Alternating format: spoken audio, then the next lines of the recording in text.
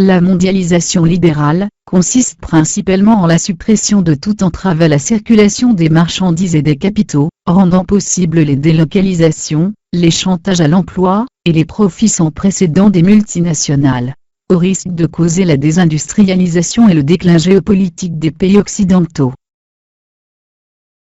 Faire baisser le coût du travail. Pour maximiser le profit des entreprises, la solution la plus facile et la plus efficace est de faire baisser le coût du travail.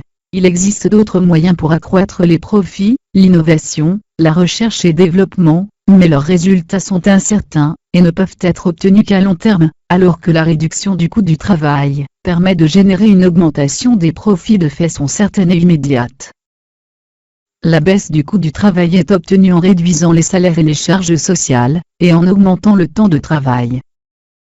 Et pour que les salariés acceptent des conditions moins avantageuses, il est nécessaire d'augmenter la concurrence sur le marché du travail.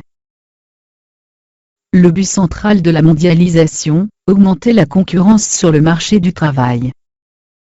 Les délocalisations et les chantages à l'emploi ont révélé l'objectif principal de la mondialisation, instituer un nouvel esclavage en mettant en concurrence directe les salariés de tous les pays, grâce à la suppression des barrières douanières et des restrictions à la circulation des capitaux.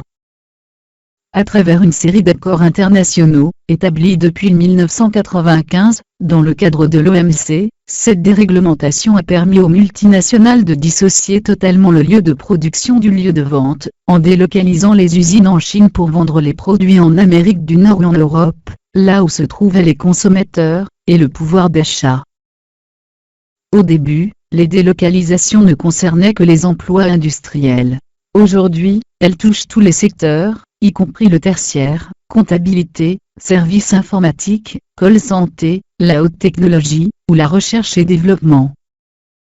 Les délocalisations continueront, tant que les entreprises auront le moindre profit à y gagner, c'est-à-dire tant que le salarié européen ou nord-américain n'aura pas accepté les mêmes conditions que le salarié chinois, en travaillant 70 heures par semaine, 6 jours sur 7, avec une semaine de vacances par an, sans protection sociale, le tout pour un salaire de moins de 250 € par mois. Certains espèrent qu'avec le temps, les salaires des pays émergents rejoindront ceux des pays occidentaux. Mais cet espoir est illusoire, tant que l'absence de démocratie dans les pays émergents empêche toute revendication sociale pour l'amélioration des salaires et des conditions de travail. De même, tant que la surpopulation assure une surabondance de main-d'œuvre disponible, l'égalisation des conditions de travail et des salaires ne peut se faire que par le bas.